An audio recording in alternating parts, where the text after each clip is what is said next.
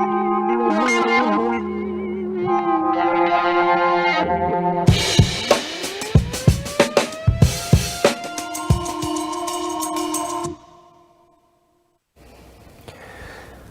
հարգարժան տիկնայք եւ պարոնայք, առաջին լրատվականի եթերում Մեհրաբյան on-line-ն է, ես Ռուբեն Մեհրաբյանն եմ։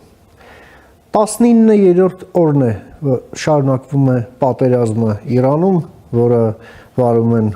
Իսրայելի եւ Միացյալ Նահանգների կոալիցիան։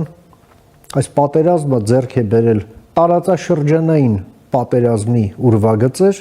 ներառելով 10-ից ավել երկրների, եւ երբ նայում ենք Իրանի հարևանությանը, ապա արևելյան հարևանությունը չհաշված, այսինքն Թուրքմենստան, Աֆղանստան եւ Պակիստան, Իրանը չունի հարևան, բացի Հայաստանից, ում հարված չի հասցրել։ Մենք այդ իմաստով բացառություն ենք կազմում եւ այս ամենը, այս բացառությունը մեզ ցույց է տալիս, որքան մոտ է այդ ամենը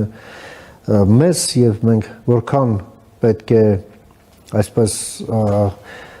խորքային հասկանանք, թե ինչ process է եւ ինչ ձևով Հայաստանը լավագույնս դիրքավորվի այս ոչ մեր պատերազմում, բայց որը կարող է գալ մեր դուռ։ Սրան զուգահեռ իհարկե նաեւ Իրանից քիչ արևելք Աֆղանստանի եւ Պակիստանի միջևը շարունակվում է ըստ էության պատերազմը։ Եվ Իրանի շուրջ պատերազմը ունի իր այսպես մի ճյուղավորումը մերձավոր արևելքում Իսրայելի անմիջական հարևանությամբ, դա Հեզբոլլահն է, որը տեղակայված է Լիբանանում եւ հենվում է Լիբանանի բնակչության 20%-ի վրա, դա շիա համայնքն է, իսկ Հեզբոլլահը այդ շիա համայնքը ներկայացնող կուսակցությունն է, որը վերածված է նաեւ ռազմականացված ուժի այն աստիճան, որ դարձել է բանակ պետության մեջ, պետության մեջ եւ ինքն է որոշում ուր կրակի, ինչ կրակի, որքան կրակի, դե Իսրայելն էլ փաստորեն օդային հարվածներից հետո ծրագրում է ցամաքային ներխուժում Լիբանանի տարածք ընդհանուր մինչև Բեյրութ, որովհետև Հեզբոլլահի բազաներ կան նաև Բեյրութի որոշ թաղամասերում։ Եվ պետությունն ըստ էության անկարողություն է դրսևորում Հեզբոլլահի դեմ պայքարելու, Հեզբոլլահին զինաթափելու հարցում, հայտնի է, որ Հեզբոլլահն էլ սնուցվում էր Իրանից, Իրանի իշխանություններից եւ մամուլում շրջանառվում են տեղեկություններ, որ Միացյալ Նահանգները հորդորում են Սիրիային, նոր իշխանությանը Սիրիայի միջամտել Լիբանանում եւ օգնել Հեզբոլլահի արդեն բնականաբար բռնի զինաթափմանը։ Սա իհարկե նոր բենզին է լցնելու այդ կրակի վրա, բայց խնդիրը կա զինաթափել, որը այս պահի դրությամբ լուծում դեռ չունի։ Փորձենք հասկանալ ընդհանուր այս համայնապատկերը, որը ձևավորվել է մեզանից հարավ, եւ այդ նպատակով ես մի հարգարժան հյուր եմ հրավիրել մեր տաղավարում, սիրով ուզում եմ ներկայացնել, մեր հյուրն է Դավիթ Հակոբյանը, դիվանագետ, միջազգային հարաբերությունների փորձագետ, մերձավոր արևելյան քաղաքականության հարցերով փորձագետ եւ երկար անմիջական փորձով աշխատանքի հենց մերձավոր արևելքում ՄԱԿ-ի զարգացման գրասենյակն է նա գլխավորել Սիրիայում, այնուհետև ողջ մերձավոր արևելքում։ Բարև եկել պարոն Հակոբյան,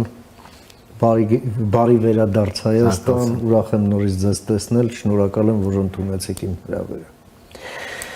Եվ ուրեմն սկսենք հենց բուն Իրանից, մենք տեսնում ենք այնտեղ ինչ է տեղի ունենում, ըստ էության Իրանի կառավարման համակարգի ռազմաքաղաքական ղեկավարության այսպես գագաթը լիկվիդացվում է այսպես հասցեական ձևով։ Վերջին տեղեկությունն այն է, որ սպանվել է Ալի Լարիջանին, որը գլխավոր մեր անվտանգության խորհուրդը, սպանվել է բասիջ կառույցի հրամանատարը քիչ առաջ տեղեկություն ստացվեց, որ սպանվել է նաև հետախուզության նախարարը, նաև դեռ չհաստատված տվյալներ կան, որ հարված է հասցվել այն վայրին, որտեղ գտնվում է Իրանի պարլամենտի նախագահ Ղալիբաֆը, որը հայտնի է իր ուլտրա պահպանողական հայացքներով, նույնիսկ իրանական չափանիշներով եւ սերտ կապեր է ունեցել իսլամական հեղափոխության կորպուսի հետ։ Բացի դրանից 3 չորեքշաբթի էր եւ Նովրուզից դեպի Նովրուզ վերջին չորեքշաբթին, որը որպես տոն կոչվում է Չահարշանբե-Սուրի, որը հիշեցնում է մեր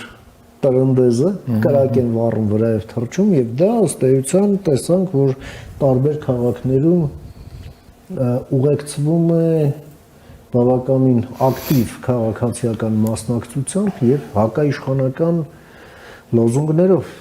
բազմաթիվ են տեսանյութերը, թե ինչ ցնծությամբ էին մարդիկ նախ տոնում եւ երկրորդն էլ ինչ էին վանկարկում եւ նաեւ որոշ շրջանակներ հույս են կապում, որ Նովրուզը, որին մնացել է 2-3 օր, նոր խթան կհանդիսանա քաղաքացիական ակտիվության համար այս ֆրագմենտացված իշխանության պայմաններում։ Դուք Իրանում բազմաթիվ անգամներ եք եղել, վերջին անգամ էլ վերջերս մի տարի առաջ, ինչ որ կարևոր կոնֆերանսի եք գնացել, մենք այդ մասին խոսել էինք։ Ձեր գնահատականը այս պահի դերությամբ ինչ պատկեր ունենք եւ ինչ միտումներ են ուրվագծվում ըստ այդմ, համեցեք։ Հա, մի քանի տարբեր դաշտեր կա, որի մասին երևի պետք է խոսեմ։ Առաջին այդ կոնֆերանսի մի տարի առաջ կոչվում էր Թեհրան Dialogue Forum, այսինքն դիալոգի ֆորում, 54 երկրից մի տարի առաջ մայիսին էր, ես էլ ապրիլի որպես խորհրդի անդամ հրավիրվել էի ու ելույթ ունեցա նաև տարածաշրջան, Հայաստան ու նաև իմ ելույթում ասեցի, որ Իրանը կարծեմ 11 կա թե 12 հատ հարևան ունի, որից մեկն է միայն քրիստոնյա, ամենափոքրն է քրիստոնյա, այդ մենք ենք Հայաստանն, բայց ամենալավ հարաբերությունները ոնց որ այդ մի հարևանի հետ ունեն Իրանը, էլ ու վստահելի է։ Ու այդ հետաքրքիր էր, այնտեղ բավականին լավ ընդունվեց։ Ես էլի եմ առիթներ եմ եղել, երբ որ Աֆղանստանում եմ աշխատել ՄԱԿ-ի փոխտնօրենն էի ժամանակին, ՄԱԿ-ի UNDP-ի, էլի մի քանի անգամ Թեհրան եմ եկել, փորձել եմ իրանացի ներգրավել Աֆղանստանի վերականգնման հետ կապված հարցերով, այդքան հաջող չի եղել ոչ իրանացիների մեղքով, ինչ որ որոշակի պատմություն կա։ Ես հետևում էի ու Իրանին ու խոսացել ենք կարծեմ եւս մի երկու անգամ մինչև այս վերջի ռազմական գործողությունների սկսելը, հունվարին, երբ որ այդ ալիքը բարձրացավ, բավականին հույսեր կար, որ այդ ալիքի բարձրանալու հետ միասին, եթե արտաքին որոշակի նպաստում լինի, այսինքն հարվածներ լինեն թիրախային եւ այլն, դա կարող է ինչ-որ ձևով կտրուկ փոխել, այսինքն եթե 1 միլիոն էին այդ պահին փողոցում, կարող է հարվածների մեսեջը 5 միլիոն, 10 միլիոն հաներ ու արդեն ալիքը այնքան ուժեղ լիներ, որ հեղաշրջում, հեղափոխություն տեղի ունենար։ Ցավոք այդ ամենը ուշացավ, այսինքն ամերիկացիները շատ դանդաղ կուտակում էին, որ շատ ժամանակ տևեց մինչև այդ ամենը ուժերը, Իրանն էլ Իսրայելն էլ իր պահը որոշեց այս փետրվարի 28-ն հարվածելու, երբ որ երևի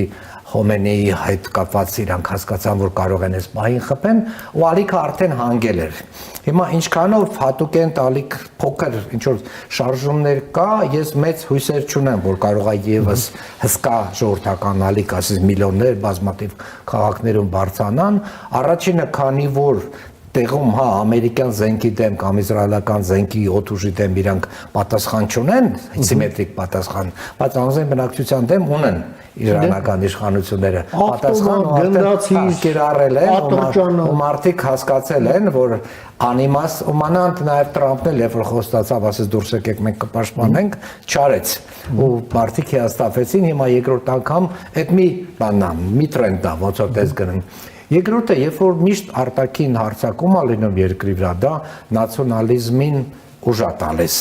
ու հիմա այստեղ այդ ալիքը մանավանդ այդ դպրոցի հետ կապված ցավալի պատմություն ար 60 աղջիկներ սպանվել են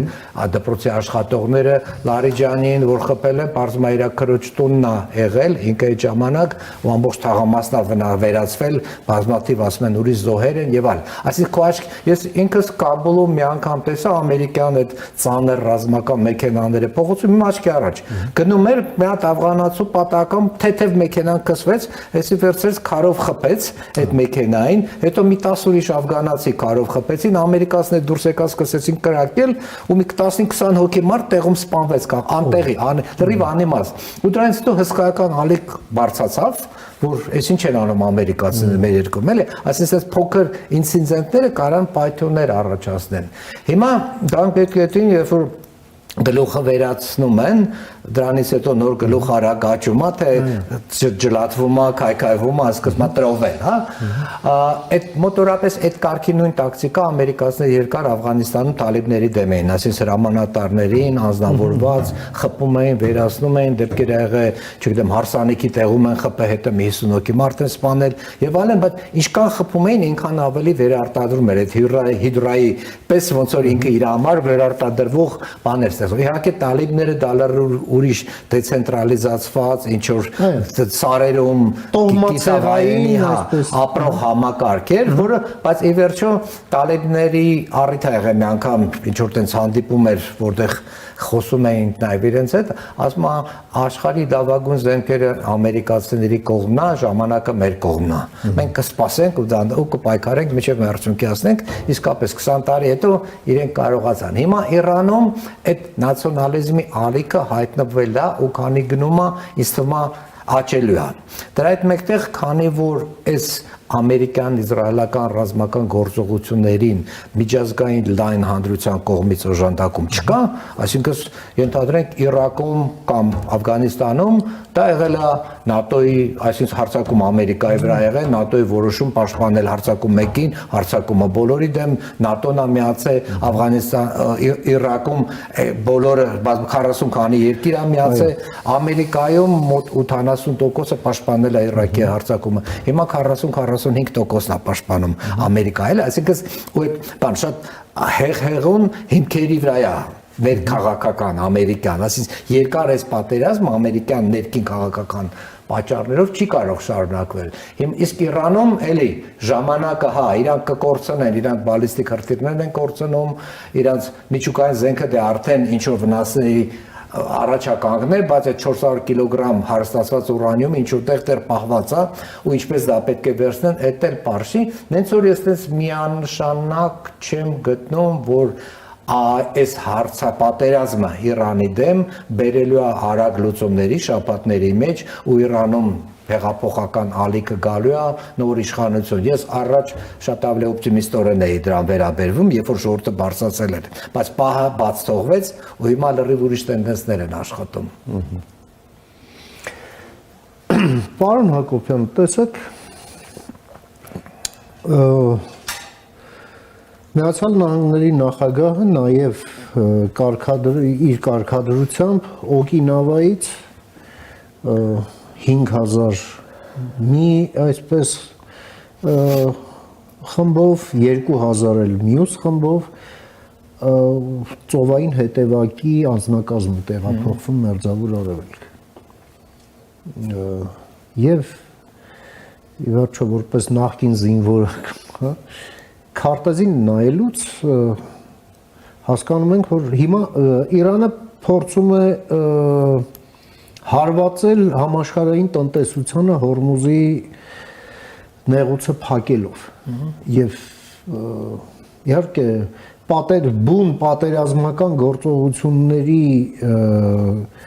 քննությունը ցույց է տալիս որ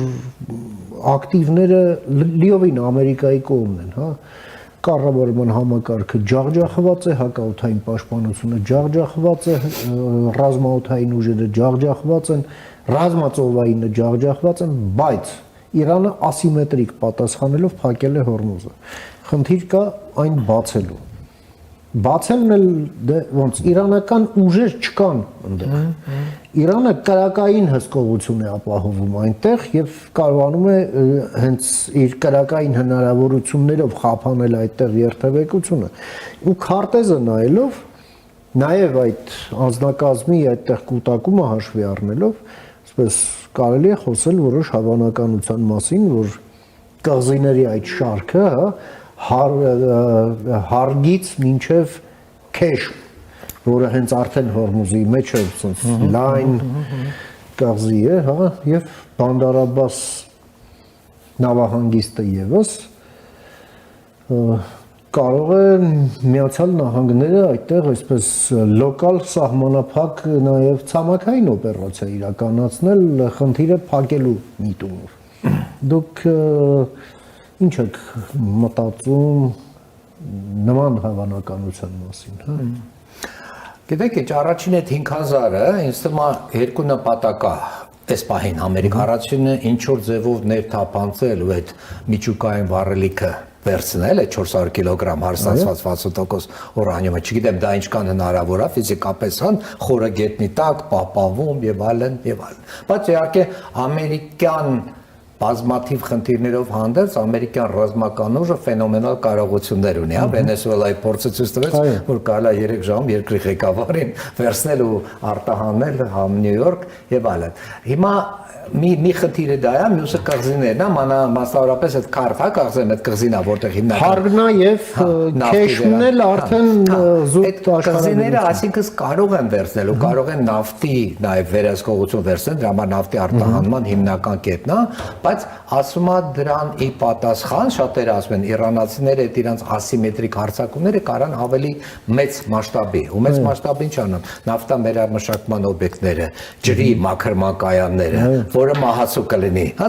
ծոցի երկրների համար։ Ու դա, եթե նավթային վերամշակման կենտրոններին խփեն, դեռ չեն խփել կարծեմ։ Եթե խփեն, նավթի գինի հիմա 100-ի մոտ է բարելը, կարող է մինչև 200 բարձրանա։ Ու դա արդեն կատաստրոֆա է, եթե այդ կարգի գին բարձրանա։ Ու իրանց այդ ասիմետրիկ հարվածները միանշանակ որ հավասար ռազմական նենց էկվիվալենտ, հա, օտուժի դեմ, չգիտեմ, հրթիռների դեմ Իրանի ռազմական կարողությունը վերացված է, բայց ասիմետրիկ այդ էլի վերադառնամ Աֆղանիստանի օրինակին, մի ամիս առաջ Կաբուլի անկումից առաջ Բայդենը, Ջո Բայդենը, Ամերիկայի պրեզիդենտը ասեց միանշանակ տալիբները դա հյուսիս վիետնամական բանակը չի, 50,000-անոց տալիբական ուժը 350,000-անոց աֆղանական բանակի դեմ ոչինչ չի կարող անել, մի ամիս էր ընդամենը։ Մի ամսվա մեջ ամեն ինչ քայքայվեց։ Ուզում եմ ասեմ այդ կարողությունը, որ տեսնելու, հա, ինչա կարելի անել, հետո ոնց է անում։ Ենթադրենք մի քանի կղզիներ վերցրեցին։ Իրանը սկսեց ավելի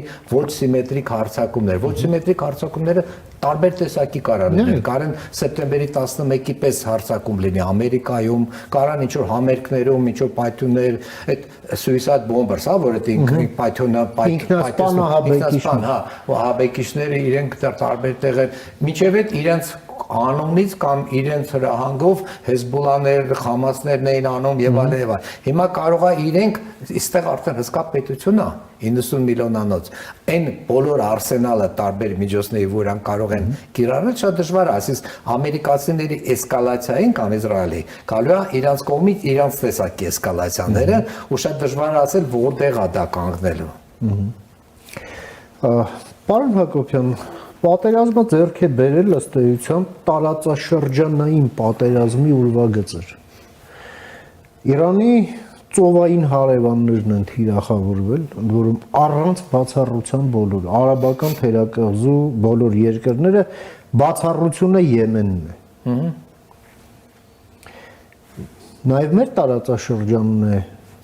թիրախավորվել Նախիջևանի օդակայանը եւ Թուրքիայի ուղղությամբ բալիստիկ հրթիռներ են արձակվել, որոնք այնտեղ տեղակայված ՆԱՏՕ-ի կողմից ուղարկված այդ ուժերով եւ միջոցներով են չեզոքացվել եւ Թուրքիան էլ տեսնում ենք, որ չնայած այդ ուղղակի ասած անընդունելի այդ քայլին, բայց Թուրքիան շատ զուսպ է արձագանքում, հա, հրապարակային դիվանագիտության մեջ։ Ինչ է կարծում արաբական establishment-ներում եւ հասարակություններում ինչ process-ներ են գնում դուք մերձավոր արևելքը ներսից լավ գիտեք։ Հա, արաբական մի քիչ լայն է, փորձեմ ծոցի երկրները առանձին խումբ, ու հարուստ Իդեպ երեք էլ Հայաստանի արտգործնախարարը Օմանում էր եւ դեսպանություն են երկար ոնց որ մի քիչ էլ ավելի պլանավորվածից երկար էր, ես գոնե հաղորդագրության մեջ այդ նոտան զգացի, որ խոսակցությունը տեղափոխվեց դեպի աշխատանքային ընթրիք, հա, այսինքն երկար էլ է խոսակ։ Իմիջով Դուբայից շատերն են հիմա Օման տեղափոխվում, մարդիկ, հա, ու այդ առումով Օմանը Դուբայը, որը համարվում էր ամենաանվտանգ կացարանը, որտեղ բոլորը ամեն ինչ անում են, այս պահին արդեն դարձել է բոլորը մեկնում են Դուբայից են, ու դա շոկերից մեկն է։ Հիմա ծոցի երկրները, հա, ծոցի երկրները իրենք բոլորը այն տպարության տակ են, որ իրենք ամերիկյան ռազմաբազաներ ունեն, ու դա իրանց անվտանգության հիմնական երաշխիքներ։ Հիմա պարզվեց անվտանգության ռիսկա։ Հա, իրանց մոտ ամեդամար առաջին ամերիկյան ռազմաբազաներին են խփում, իրանացիները խփում են 5-10-20 հազարանոց դրոններով, որոնք ամերիկացիները կամ չգիտեմ ով փորձում է $1,000,000 արժեցող հրթիռներով կանգնացնել ու էկվիվալենտ չի, այսինքն այսօրվա այդ ասիմետրիկ պատերազմից խնդիրը տեղը, որ դու կարող ես տասնյակ անգամ ավելի ժան զենքով պայքարել համարյա հավասարի պես շատ ավելի թանկ արժեցող զենքերի դեմ։ Բայց սա իրենց խնդիրն է։ Հիմա իրենք ոնց են անելու։ Ինչ որ պա ասում են Մոհամեդ Սալմանը, բանի Սաուդյան Արաբիայի, ինքը մի կողմից կոչեր անում, պետք չի արձակվել եւ այլն, բայց ասում օրը մեջ զանգում էր Տրամպին, ասում էր երբ եք խփելու Իրանին, էլի։ Դրա համար ժամանակին իշխում արագացրեք, շուտ արեք, ամեն էր անում, նույնը մյուսներն էլ ինձ թվում է, բայց իրենց օթային տարածքը չթողեցին, որ օգտագործվի հարձակումների համար, բայց միևնույն է իրանացիները որոշեցին խփում ենք, դա համար եթե դուք որոշեք կամ մեր կողմ եք կամ ամերիկացիների կողմ եք։ Հիմա գանք Իրաք։ Իրաքը շիիտական մեծամասնություն է։ Ու կեսկատակով իրաքցիները նաև ասում էին, որ ամերիկացիները չգիտեմ քանի $1 տրիլիոն ու քանի հազար մարդ զոհ տվեցին, որ Սադամ Հուսեյնից իշխանությունը վերցնեն տան պրոիրանական ուժերի ինչ որտեղ։ Հենց որ Իրանին կարող է Իրաքը ինչ-որ ձևով միանա, ամենալեզվես բավականին այնտեղ կիսա պաշտոնական զինված ուժեր կան, որոնք շատ են, որոնք պատրաստ են միանան Իրանի պայքարում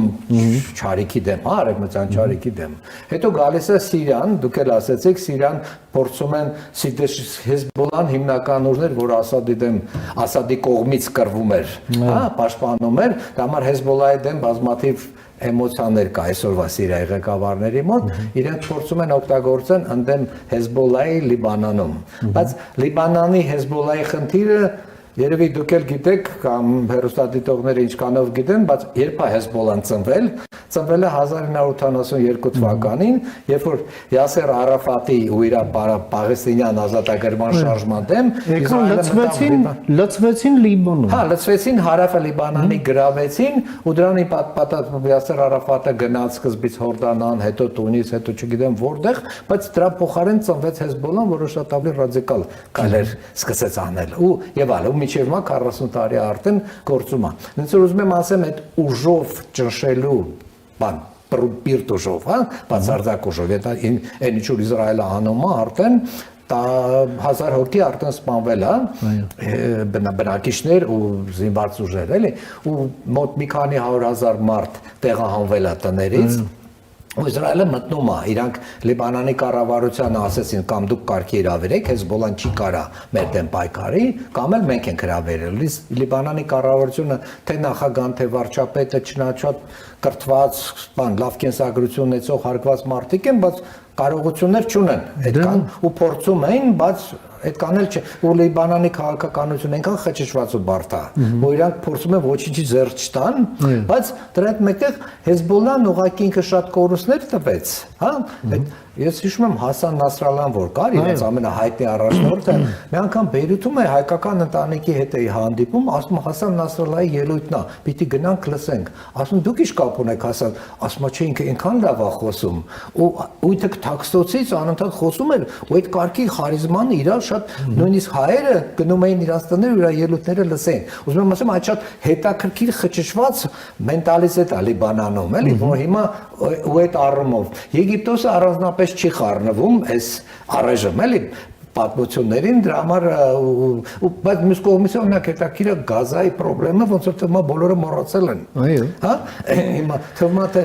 Դա է հետաքրքիր, մի քիչ շեղվում ենք, ենթադրենք մի ամիս առաջ էր, որ Տրամպի հետ մեծ հանդիպումը փետրվարին խաղաղության խորհուրդը Գազայի հետ կապված, հետո Գազայից դուրս բազմաթիվ ուրիշ հարցերով եւ այլն, հիմա այս պատերազմը սկսել է Գազային մոռացել է, Գազայում ինչ է կատարում, Գազա, բայց վերադառնալով նաեւ Գազային ու այս խնդրին, հա, ուժով հարցը լուծելու,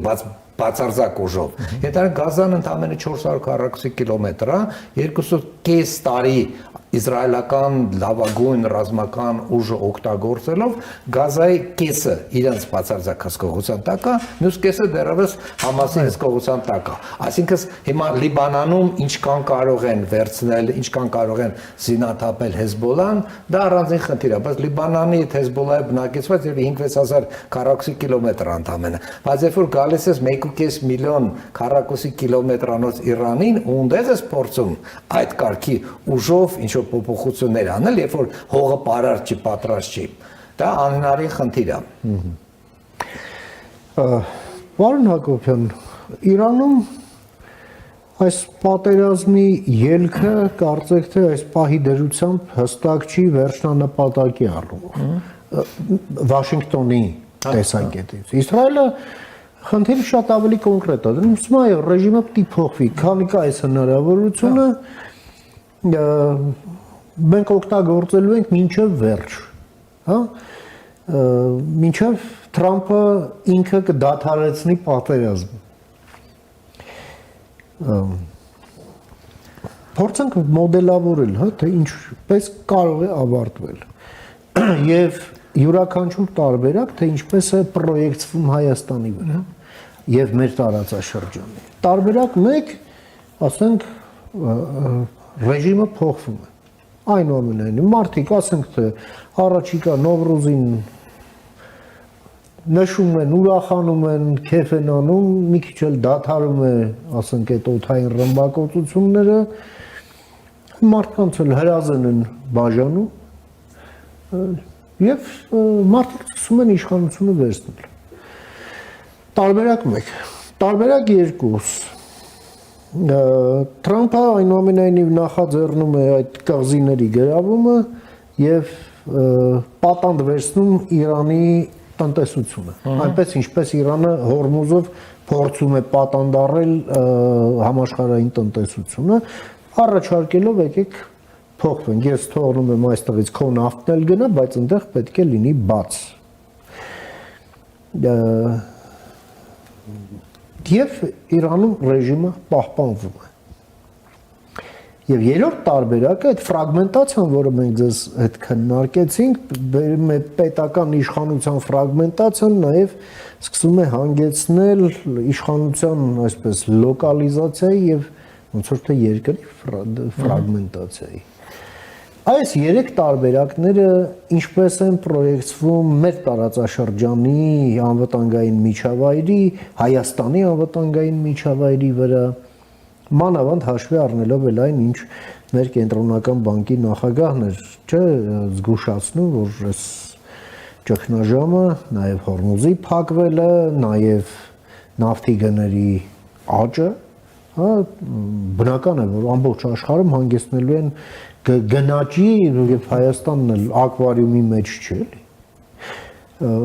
Համեցեք։ Հա։ Երկու տեսակետից նախ դրսի ենթադրենք ֆակտորներ, Իսրայելի համար ինձ թվում է երկու սցենարի կա, առաջինն ու երրորդը ձեր ասածներից, առաջինը իշխանափոխություն կամ ռեժիմի փոփոխություն, իդեալական տարբերակում շախի տղան գալիս է նորից, որը շատ պրոիզրայելական է, Ռիզա Փահլևին եւ այլն, բայց դա ոնց որ չի ստացվում, ու հավանականությունը շատ մեծ չի։ Ես ինքս ժամանակին ավելի բարձր էի գնահատում, բայց այս պահին հնարավորություն դրա չեմ տեսնում, ասի ժողովուրդ ամբողջ տասնյակ միլիոն հոգի բարձանում է, ընդվզում է, ռազմական ուժերը զենքերը ցած են դնում, որը միանում են ոնց որ մեր մոտ 18 թվին հեղափոխություն կամ չգիտեմ Ուկրաինա, Վրաստան եւ այլն։ Հա, այդ կարգի դրսի ուժով նաեւ միակ դեպքը, երբ որ ուժով հնարավոր է եղել այդ կարգի փոփոխություն, դա երևի Յուգոսլավիան է, Բելգրադի 68 օր կարծեմ ռմբակոծումից հետո Միլոշևիչի իշխանությունը փոխվեց, բանը տրողվեց, Յուգոսլավիան բազմաթիվ կտորների առանձնացավ եւ այլն, ունդեղ բան չկար, գետի վրա ուժ չկար, միայն ժողովուրդ արդացավ։ Բայց դրանից բացի ուրիշ դեպք չի եղել, նույնիսկ Լիբիայում այնտեղ ռմբակոծումներ եղել է, բայց գետի վրա տարբեր ուժեր զինված պատրաստ են եղել, որ մտնեն օպոզիցիոն, հա, ու իրանք փորձեն իրենց իշխանություն։ Հա, բայց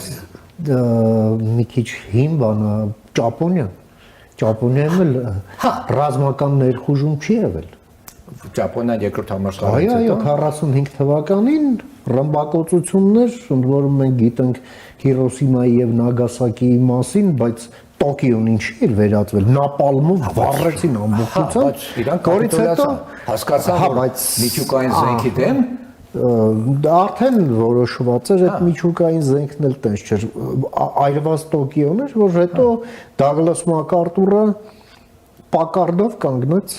Ճապոնիայի կայսրի պալատի դռան դիմաց, չէ՞։ Հա, հնարավոր է, ու այդ հետաքրքիր առանձին դեպք է, նաև ամերիկացիների հազվագյուտ հաջողություններից մեկն է, հաղթել պետությանը ռազմական ուժով, հետո պետականությունը վերականգնել ու սարքել մի տարի անց սարքել բարեկամություններ անել եւ այլն, էլի։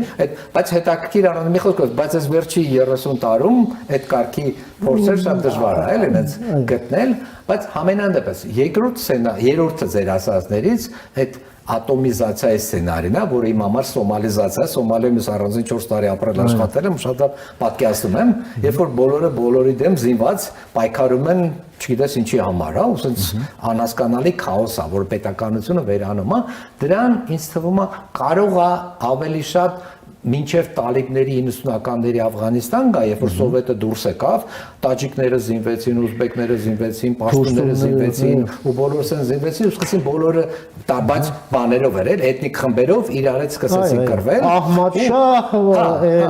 Դուստում, Հեքմատիար, դրանց Ահմադ-շահին չէ, բայց մենք բոլոր հրամանատարներ անձամբ եմ շփվել, հենց որ հետաքրքիր շատ պատմություններ ունեմ, բայց ինչ որ է, հետո տալիբները եկան, հավասարացրեցին բիրտ բացարձակ իշխանություն, ինչ որ է, բայց Իրանում որոշակի երևի ավելի բարձր քան ռեժիմի փոփոխություն, այդ սցենարի հնարավորությունը կա, եթե դա լինի, հա, ունդեղ էլ, չգիտեմ, ասում են քուրդերին էր Տրամպը փորձում, բայց քուրդերը հասկացան, դրա համար երկու անգամ Սիրիայում ցավոք ամերիկացիները իրենց խապել են, երբ որ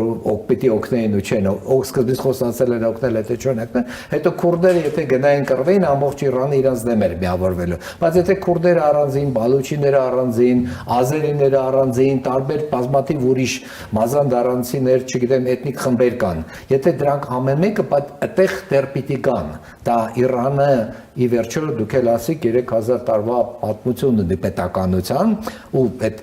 գաղափարը նացիոնալիզմի ազգային արժեքների բան բավականին ուժեղ է։ Իրանի ադրբեջանցիները Ադրբեջան պետության հետ չեն իրան ասոցիացում, իրանք ասոցիացում են Իրանի հետ։ Հենց որ դեռ տիտղոսային ազգ է։ Հա, ցավալի քայլեր պիտի արվի, որ իրանք գան այդ կարգի բան տրողման պետականության, էլի, որ արդեն երևի կբերի մեր համար բազմաթիվ վտանգներ ու դրանցից եթե այտենց տրողվեցին, հնարավոր է ոնց որ Իրաքը ժամանակին ամերիկյան ներխուժումից հետո 2003 թվի 2005-6 թվին այդ անընդհատ ինքնասպանները, պայթուցներով, հարվածներով, ասիմետրիկ, երբ որ ամբողջ Իրաքի նախկին բանակը դարավ ինքնասպան բան, կա հետո իսլամական պետություն եւ այդ ամեն այդ ուժերը առաջացան, Իրաքը պաստորեն տրովեց Մասուլում մայրաքաղաքն է դառել Իրաքի պետություն, կեսը ու Սիրիայի կեսը իսլամական պետության մաս դառավ։ Ու դա Իմ տեսակետից պետականության ոնց որ 21-րդում սև խոռոչա, այսինքն ինչ ասես, այդտեղ կարալ լինի։ Հիմա Իրանում եթե այդ կարգի ռադիկալիզացված ուժեր, այսինքն տեղից ռադիկալ են, բայց այդ կարգի ռադիկալիզացված, հա, որ բացարձակ գան իշխանության ու փորձեն թելադրեն իրենց պայմանները առանց ոչ մի բանից չափանիշի կամ առանց ոչ մի արգելակների, հա, իրենց մոտեցումներում, թե կանանց նկատմամբ, թե մարդկային կյանքերի նկատմամբ եւ այլն։ Այսինքն եթե նոր իսլամական պետության նման մի բան ծնվի Իրանում, դա մեր համար բացարձակ ռիսկ է, մեր համար շատ մեծ խնդիր է։ Հիմա որն է երկրորդ սցենարը եւ երկրորդը երբ որ սահմանափակ ներխուժում կղզիներ տեղի ունենա եւ Իրանի տնտեսությունը պատանդվերցնեն այսպես փոխանակելով, բայց ռեժիմն էլ մնա։ Հա, եթե մնա ռեժիմը, ընդհանրեն կղզին վերցնեն, որտեղից հիմնական նավթի էքսպորտա գնում եւ այլն, Իրանը ինչ թվում է, այս ռեժիմը, որը քանի գնում կարծրանում է։ Ասիմետրիկ հարվածներում շատ ավելի խիստ հարվածներ է տալու, այսինքն հարվածելու է նավթի վերամշակման կենտրոններին, հարվածելու է ջրի մաքրման կայաններին, հնարավորին չափ ստեղծող, հա, հարվածներ։ Ամերիկայում եթե Բեն Լադենը կարող էր ինչ-որ կոչված sleeping cells, այսինքն քնած միավորներ, որոնք արտասնում ես ու իրանք հարվածում են, շենքին են պայթացնում, էս են անում, հիշում եք այդ Բասաևը Չեչնիայի, հա, երբ որ իրենք ռուսները սկսեցին իրան ռազմականորեն ճնշել, ինքը Մոսկվայում շուտ շենքեր էին պայթացնում, էս էր լինում, այն էր լինում, ու նույն կարգի հարվածներ կարա արդեն բանում Ամերիկայում լինի, Եվրոպայում լինի, նույնը ինչ որ այսիսներ, հա, ժամանակից իսլամական պետություններ լինում։ Ու դրա դեմ շատ դժվար է պայքարել, այսինքն դրա դեմ իսլամական պետության դեմ պայքարը ժամանակ հսկական ռեսուրսներ վերցրեց, բայց այդ միայն Իրաքի ու Սիրիայի որոշակի մասներ։ Իսկ պատկասեք Իրանի մասշտաբի, եթե դա առաջանա, դա լրիվ ուրիշ որակ է։ Նենց որ հուսով եմ դրան չի գնա, այսինքն եթե իրեն, բայց բավականին բարձր շանսեր է, որ այդ ուղղությամբ է գնում։ Հիմա ուտեղ կա նաև Իսրայելի բանը, ոնց ասում են, ախորժակը կանգնելու ու Ամերիկայի ախորժակը։ Իսրայելում ես ինչքան հասկանում եմ 70-ից 80% բնակչության կողմը, մաքսիմալ ցավ, մաքսիմալ թուլացնել Իրանին։ Ամերիկայում այս պահին պաշտպանում են 40-ից 44% հարձակումը, իսկ մի ամիս հետո այդ իջնելու է։ Դրա համար Ամերիկայում սովորաբար պատերազմներ սկսելուց պաշտպանությունը բնակչության պատերազմի առաջի ամիսներին արագ բարձրանում է, հետո մի տարի, երկու տարի հետո ընկնում է։ Հիմա այստեղ հենց սկզբից սկսել է ընկնել, դրա համար ոչ մեկին չի բացատրվել, ինչն է Ամերիկայի նպատակը այս պատերազմի, հա։ Ինչ որ եթե միջուկային կենտրոնների վերացումներ անցած տարի արեցին, այս տարի այնտեղ չեն խփել։ Ու ասացին, որ վերջացրել են, անցած տարի էին արդեն վերջացրել։ Անցած տարի ասացին։ Հիմա բալիստիկ հրթիռներն էին, Տրամփ ասում է կարող է թողենք այդ բալիստիկ հրթիռները Ամերիկա կասնեն, չէին հասնի, կարող է Իսրայել հասնեին, բայց բալիստիկ հրթիռները վերացրեցին, դա առանձին կոնկրետ նպատակ է։ Հիմա ինչքանով բալիստիկ կարողությունները մնացել, բայց բալիստիկ կարողությունից ուրիշ կարողություններ, դրոններ, բան, այդ ամենը շատ դժվար է առնելու, միջև արմատները վերացնելը, հա, ու մնում է Հորմուզը։ Շատերը երբ որ խոսում են, այդ Հորմուզի փակելն էլ, կարծում են փակելը իրանական նավերը գալու են կանգնեն, փակեն, իսկ իրանք ասիմետրիկ ականներով, ավտոմատ կառավարումով ական անջատում են, քնում է։ Ականը արտացնում են, ճանապարհը փակվում է։ Ու փաստորեն ոչ թե փակ է ճանապարհը, այլ ռիսկային, հա, ապահովագրական ընկերությունը չեն ուզում ֆինանսավորեն, այսինքն ապահովագրեն։ Այդ ուրեմն նավատերերն էլ նավատերերը կանգնած են, ասում են ինչի՞ պե։ Հիմա Իրանը առանձին որոշում անակ Հնդկաստանին թույլ տվեց, մի հատ երկու հատ նավ հիմա թույլ տվեց։ Չինաստանի հետ բանակցում են, ասում է, բայց յուանով պիտի վճարեն։ Հա, ինչ որ ուտես հատուկեն իրանց այս դժվար վիճակում իրանք են պայմանները թելադրում, ում ինչքան, բայց նավթի գինը 60-ից 50 քանից 60-ներ հիմա արդեն 100 է, ու մոտորը երևի 100-ի վրա ինչ որ ժամանակ կմնա։ Ամերիկայում արդեն բաներում բենզինի լցման կանաներում արդեն բարձրացել է 2.5-3 դոլարից հիմա մոտորապես 4 արդեն գալոնը ու դա արդեն ամերիկացիները իրենց ամենօրյա կյանքում զգում են ու նավթի աճը նաև բերում է բազմաթիվ ուրիշ այսինքն գնաճի է բերում գնագոյացնող ապրանքա որը գնաճ է ինֆլյացիան ամերիկան ի վերջո Բայդենը կորցրեց նախկին Տրամպին ընտրությունները հենց ինֆլյացիայի պատճառով որ իրենք ինֆլյացիա չկարողացան ժամանակին լավ կառավարել post-COVID-ային ու հիմա ասոն ընտրություններ է նոյեմբերին Ամերիկայում, հենց որ իրանք եթե այս տենդենսիան շարունակվի, մինչև նոյեմբեր շատ դժվար վիճակում են հայտնվելու։ Իմ համար 1-2 ամիս դրանից առաջ պիտի իրանք ինչ-որ կտրուկ քայլեր անեն, բայց պատերազմ մտնելը հեշտ ավելի հեշտ է, քան թե պատերազմից դուրս գալը։ Այդ Վիետնամից ամերիկացիները գիտեն մի քիչ, հետո էլի մի քիչ, հետո էլի մի քիչ, ու տենց հետո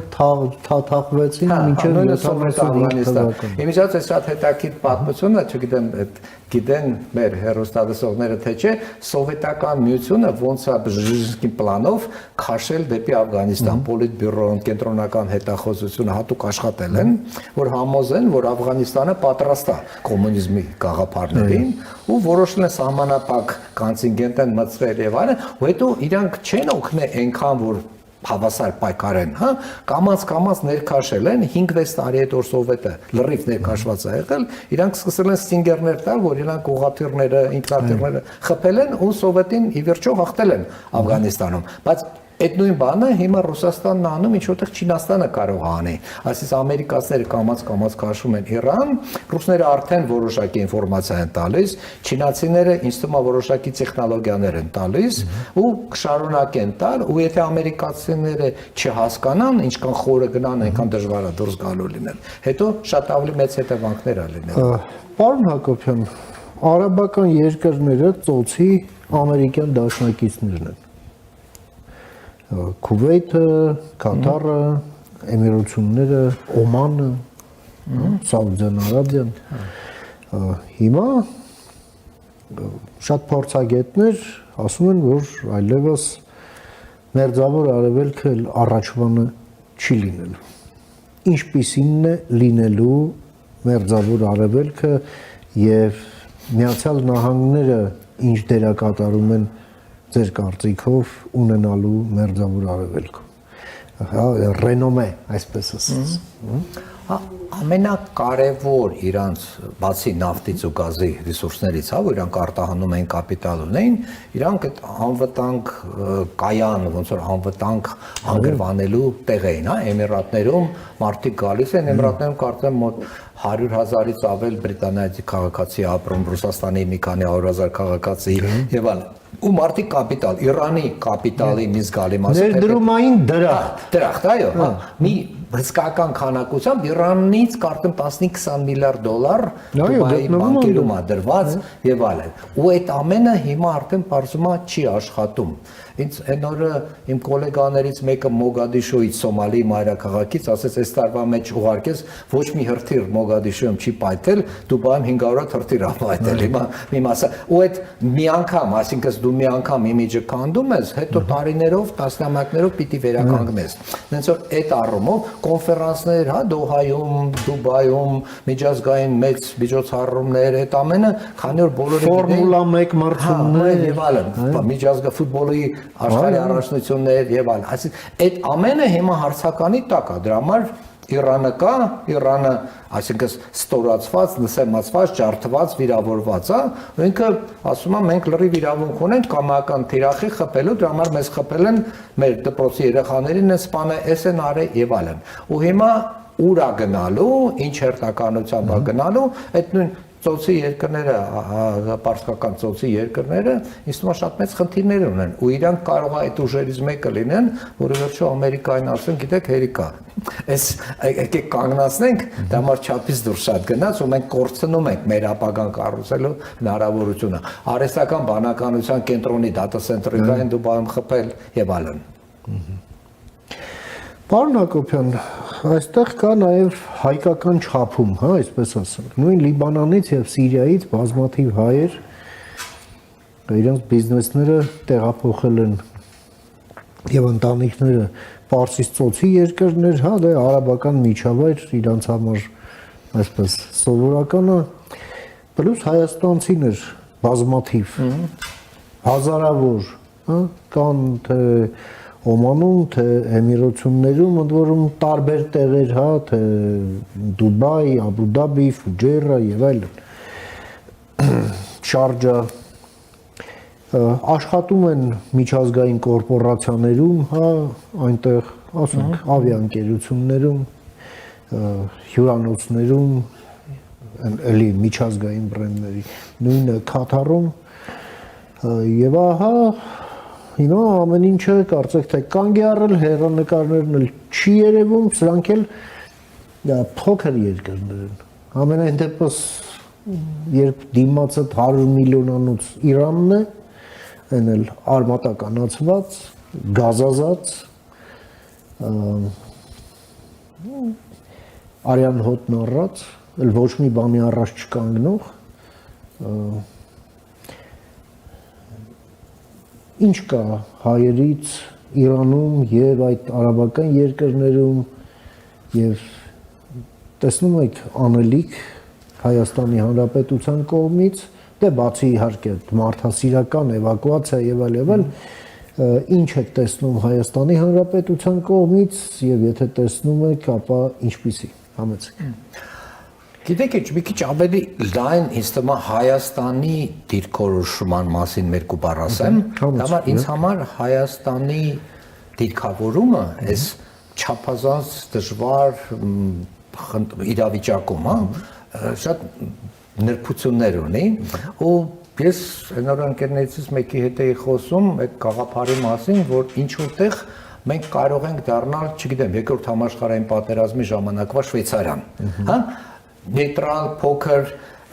բոլոր չար ուժերի ու բարի ուժերի հետ լավ հարաբերություններ ունենալով կարողանալ մեզնից դիրքավորել, որ այդ նույն Դուբայից թե հայկական թե ոչ հայկական որոշակի կապիտալ գա դեպի Հայաստան, նույն Լիբանանից, նույն Իրանից եւ այլն, նույն Իրանը եթե կապիտալը Դուբայում էր պահում, հիմա ինքը Դուբայը ռմբակոծում է, ինչ որտեղ կարող է, չգիտեմ իհարկե, ինչքանով հնարավոր լինի, բայց որոշակի մեր ընդհանուր ընկերներից մեկը նաեւ այն օրը խոսում էինք, նաեւ ասեց, ասում է հրեա ինքը, ասում է Պարսկաստանից եկել էին, նստած շրջերում հետաքրքիր զրույց ունեցանք պարսիկների հետ, պատկրտված Մուտքում եւ այլ պարսիկներ էին, ասում է Երևանը, Հայաստանը կարող է լինի այնտեղը, որտեղ հրեան ու պարսիկ իրար հետ շփվում են, ռուսն ու ուկրաինացին իրար հետ շփվում են, ինչ որ հարաբերություններ են ունենում, այսինքն այս պայթող, այս կրակի մեջ, որ մեր 4 բոլորը պայթում, հետո մենք կարողանանք ու մենք ունենք այդ էլեմենտները, ինգրեդիենտները դրա։ Պարսկաստանի հետ մենք ունենք շատ յուրահատուկ հարաբերություններ, որոնք փորձություններ են անցել, տարիներ, հազարամյակներ գուցե նաև, հա, մյուսների հետ փորձում ենք Թուրքիա, Ադրբեջան հարաբերություններ են կառուցում, Ռուսաստանի հետ իհարկե բազմաթիվ խնդիրներ ունենք, բայց նաև Ուկրաինայի հետ հարաբերություններ ունենք, Ռուսաստանի հետ չենք վառել բոլոր կամուրջները, բայց այդ իրավիճակում Ամերիկայի հետ, Ամերիկան այս վերջերս շատ դինամիկ, ակտիվ մոտեցում, հա, մեր կոնֆլիկտին ու մեր տնտեսական ներդրումային միջավայրին ցուցաբերում էր ու դա էլ է հնարավորություն։ Ու այդտեղ իհարկե պետք է շատ զգուշ լինել, հա, ինչքանով Ամերիկան ներկայությունը այստեղ Իրանի համար վտանգ անկալվում, թե ուղղակի Հայաստանի ներդրումային ինչ որ միջավայրի մասնակազմում, այդտեղ պետք է ճիշտ կարողանալ խաղալ, բայց այդ հետաքրքիր նիշան կա մեր համար, որ ինձ թվում է պետք է ավելի ակտիվ, ագրեսիվ փորձել օգտագործել։ Պարոն Հակոբյան, այս ամենը ինչ տեղի ունենում նաև Լիբանանում, արդեն տեղի ունեցավ Սիրիայում, ավելի վաղ Իրաքում, հա, որտեղ մեր թե Բասրայի, թե Մոսուլի, թե Բաղդադի հայ համայնք այլևս չկա։ Սիրիայում այնինչ մնացել է Հալեպում, դա այսպես են փշրանքներ։ Նույնը տեսնում ենք Լիբանանում։ Այստեղ ինչ անելիք ունի Հայաստանը, չէ՞ որ հայերի համար Հայաստանն է հայրենիքը, բայց հասկանում եք կյանքն ավելի բարդ է, մենք ժամանակին չկարողացանք աբսորբցիա անել բաքվեցիներին։ Հիմա, ասենք, արցախցիներից ոմանք նեղված են, հա, օբյեկտիվ կամ սուբյեկտիվ պատճառներով։ Սիրիա հայեր եկան, մի մասը իհարկե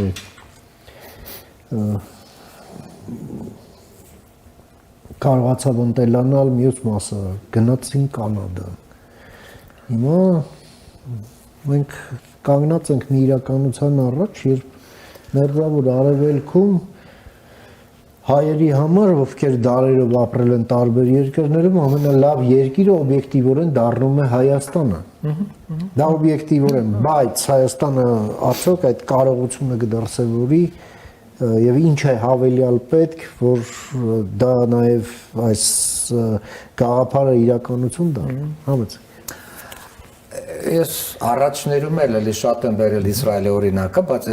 այդ պատմության համար շատ տեղին է Իսրայելի օրինակը, այդ որ 48 թվականին Իսրայել պետությունը ստեղծվեց, մոտ 700,000 հրեա էր ապրում այնտեղ, հա, ու հետո հաջորդ 10 տարվա մեջ մոտ 1 միլիոն հրեա արաբական աշխարհից, Իրաք, Տունիս, Մարոկո, Եմեն, Եթովպիայից, այսինքն ոնց բերեցին եւ այլն։ 1 միլիոն մարդ, հետո իհարկե սովետական հրեաները սկսեցին գնալ եւ այլն, դա արդեն 90-ական է, բայց այդ ժամանակ այդ նույն արաբական աշխարհից, որտեղ հիմա հայերն են ու պիտի նոր տեղ գտնեն իրանց համար բնակությունը, Հայաստանը Իսրայելը ինչ էր 20,000 քառակուսի կիլոմետր, Հայաստանից փոքր է տարածքով 10 միլիոն այսօր մարդ տարածքի 80%-ն էլ անապատ է, հա, այս Հայաստանը եթե իրանցն է երկիր ավեցալ, մերը տասնապատիկ անգամ երկիր ավեցալ է ջրերով, սևանով, չգիտեմ մեր անտառներով, մեր բնությունով, այս ու պլյուս դինամիկ աճող տնտեսությունով, հա,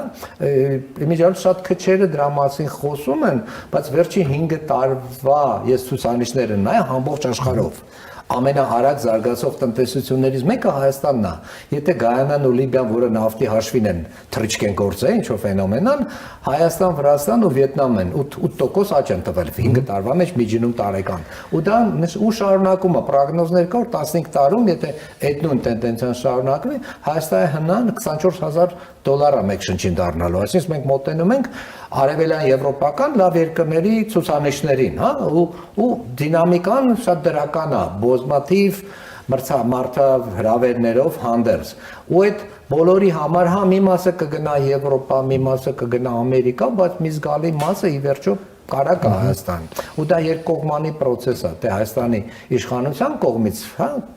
նույնը ինչ որ Իսրայելն է արել, հա, ուղարկել այն ինքնատիռներով բերել են, որ գալիս են որոշակի հնարավորություններ են տրվում եւ այլն։ Հիմա արցախցիներն էլ եկան, իհարկե մի մասը դժգոհել, մի մասը գոհել, բայց ինչ որ հնարավորություններ տրվեցին ինտեգրվելու։ Հիմա գոնե այդ մակարդակի հնարավորություններ ինտեգրվելու կարելի է իրանց էլ տալ։ Հենց որ եթե ուզում ենք Հայաստանը հզոր պետություն դառնա, եթե ուզում ենք հզոր պետությունը պետք է նաև բնակչության քանակ ունենա, հա, բազմաթիվ ուրիշ հանգամանքներով հանդերձ։ Հենց որ ինձ թվում է այս բոլոր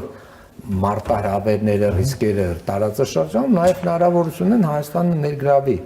հայերին տարածաշրջանից ու փորձի ինտեգրի դարձնի մեր հասարակության դիրավ ու մանավանդ որ ես շատ լավ գիտեմ թե սիրիահայերին, թե լիբանանահայերին ճնշող մեծամասնություն ու շատ եմ խոսացել դրանց մասին ոնց են իրենց գնահատում Սիրիայի արտաքին գործերի նախարարի խոսքերն են միշտ կրկնում լավագույն բժիշկը, լավագույն դամագործը, լավագույն դերձակը, լավագույն էս ինչ ասում հայեր են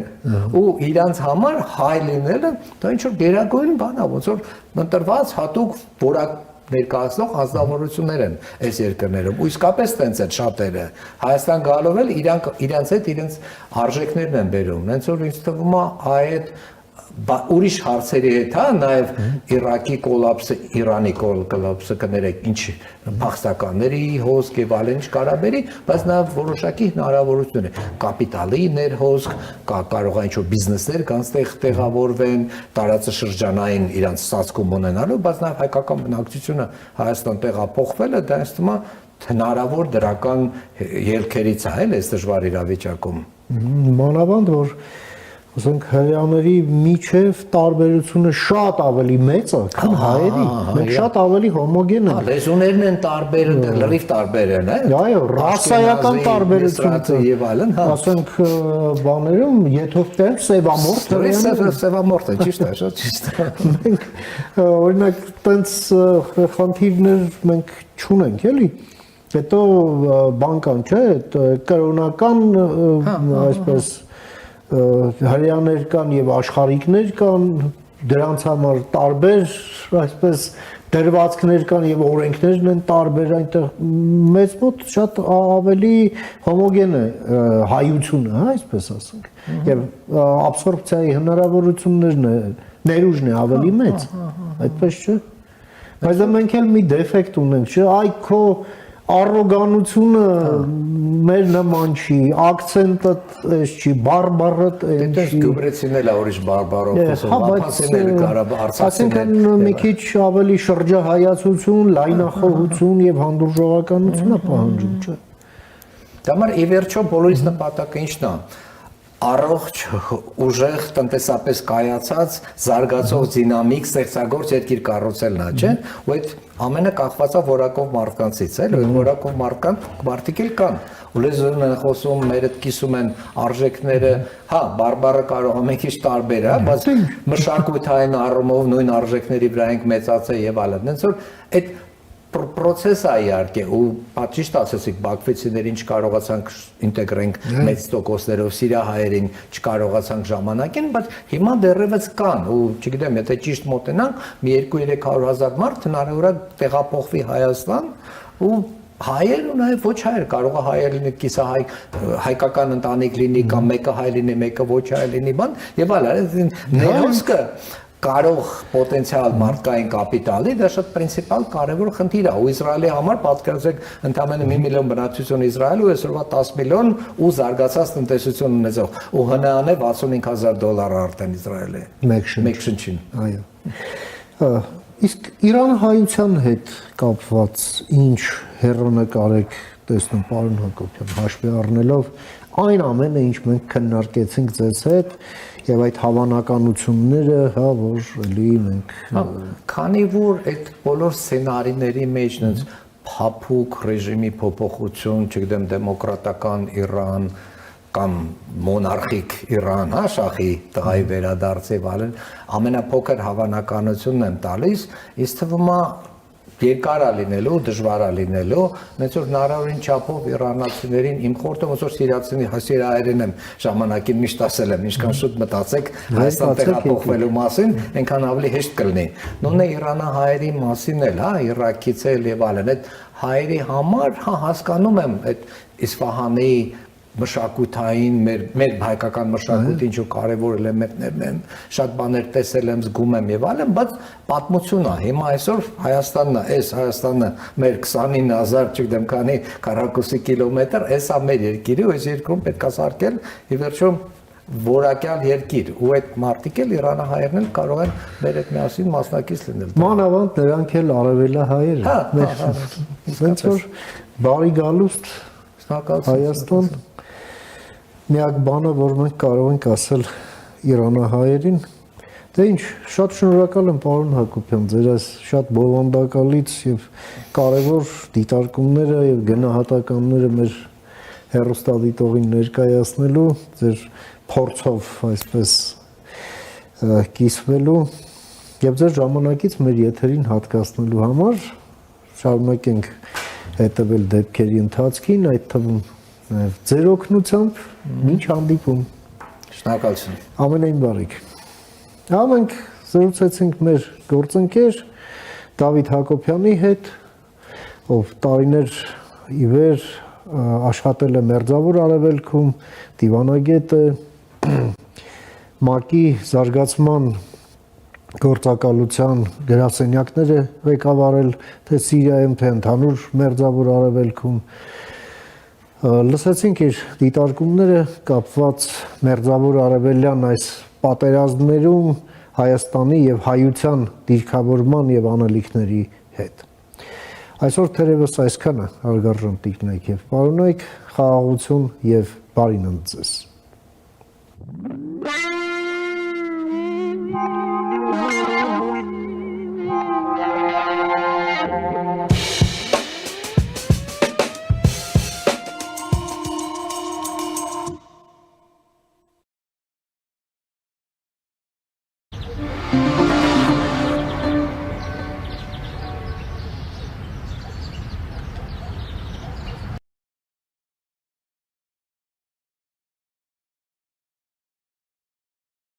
Իդեալ համակարգը տեղաբաշխում է 1 միլիարդ դրամի գովազդային ֆոնդ նորակառույց բնակարանների բոլոր շահառուների միջև։ Յուրաքանչյուր ընտանիք կարող է ստանալ 500,000 դրամի սերտիֆիկատ, որը կդառնա ձեր առաջին քայլը բնակարանը երազանքի տուն դարձնելու ճանապարհին։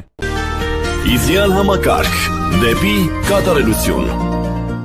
Իսկական ազատությունը սկսվում է այնտեղ, որտեղ քեզ անկաշկանդ ես զգում, երբ ամեն ինչ իր տեղում է, իսկ դու քո տարերքի մեջ, երբ պատերը ոչ թե սահմանափակում են, այլ ոգեշնչում։ Իդեալ համակարգից մինչև ապրիլի 7-ը ձեռք բերեք պաստառների նշված տեսականին սկսած ընդամենը 490 դրամից, եվրոպական պաստառների նոր ու լայն տեսականին, գերմանական Rush, ֆրանսիական Ugepa, իտալական Parato եւ Emiliana Parati, Hohenberger, Ravenna, Elysium, Wallap, It's Show, արդեն իդեալ համակարգում սկսած ընդամենը 490 դրամից։ Իդեալ համակարգ դեպի կատարելություն։